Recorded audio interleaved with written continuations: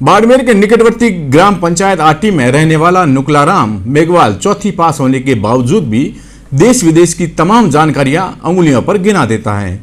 साधारण सा दिखने वाला नुकलाराम सुबह से शाम तक प्लास्टिक की बोतलें व रद्दी का सामान बीनकर परिवार का गुजारा करता है। सामान्य दिखने के बावजूद भी बहुमुखी प्रतिभा का धनी है नुकलाराम। पेश है एक रिपोर्ट। बाड़मेर जिले के आटी का निवासी नुकलाराम मेघवाल सिर्फ चौथी पास हैं। बावजूद इसके देश विदेश की तमाम जानकारियां उंगली पर गिना देता है। साधारण सा दिखने वाला नुकलाराम सुबह से शाम तक शहर में प्लास्टिक की बोतलें व अन्य रद्दी सामान बीनने का काम कर अपने परिवार का पालन पोषण करता है। लेकिन उसकी प्रतिभा का हर कोई कायल है, क्योंकि जो जानकारियां अच्छे पढ़े लिखे लोगों को नहीं होती, ऐसी कई जानकारियां वह उंगलियों पर ही गिना देता है। नुकलाराम को देश में कितने राज्य, कौन से राज्य में कितने जिले, एशिया के देशों समेत कई प्रकार की जानकारी है। इसके अलावा संस्कृत के श्लोक, हिंदी व अंग्रेजी की अच्छी जानकारी होने के साथ राजनीतिक, धार्मिक और सामाजिक स्तर की भी अच्छी जानकारी है। कचरा बीनकर अपने परिवार का गुजारा चलाने वाला नुकलाराम का बेटा 11वीं में और बेटी 5वीं में पढ़ती है।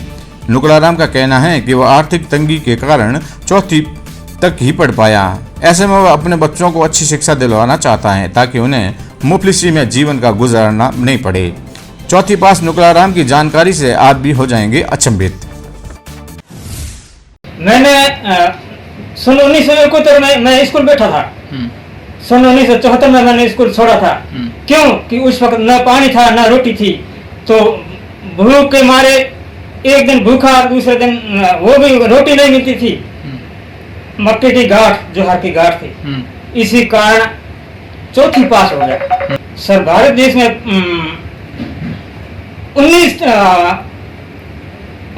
थे और बाद में वो जम्मू कश्मीर लद्दाख बन गया केंद्र शासित, तो अभी 28 है। मध्य प्रदेश में 51 है और उत्तर प्रदेश में 75। आपको पता है 75 जिले कौन कौन से? हाँ जी, इसके बारे में तो और राज्यों की राजधानी आप पूछे तो कह दे। अच्छा, अपने भारत के राज्यों की सभी की राजधानी आपको मालूम है? हाँ। पश्चिम बंगाल की कौन सी है? पश्चिम बंगाल की राजधानी दिसपुर। अच्छा, और तेलंगाना की?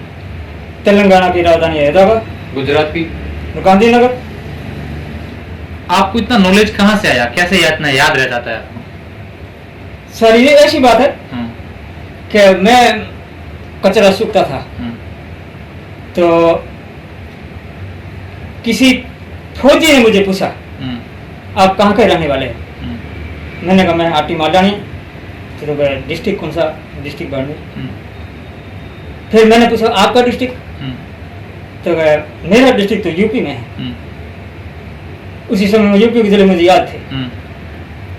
तो उसने कहा आपको क्या मेरा जिला आपको याद होगा? आप वहां कभी नहीं पहुंच सकते। तो मैं सुना तो दो ना, फिर मैं जिला निकाल के दूंगा आपको। फिर आपने बताया था?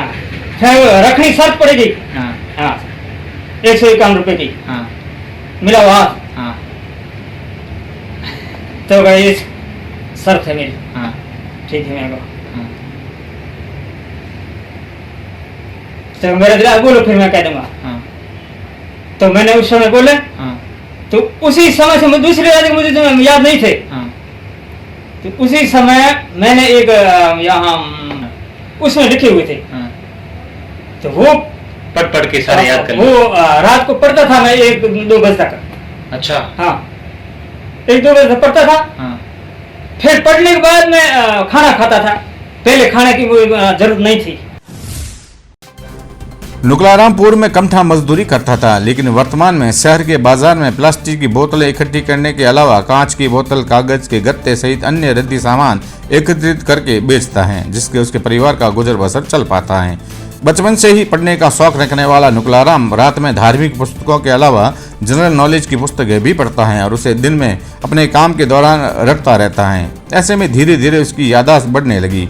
लोग जब नुकलाराम को बोलते देखते हैं तो अचंभित रह जाते हैं। देश विदेश की जानकारी रखने के बावजूद भी नुकलाराम बिना किसी संकोच के कचरा बीनने का काम करता है। उसका कहना है कि मजदूरी करने में शर्म कैसी से।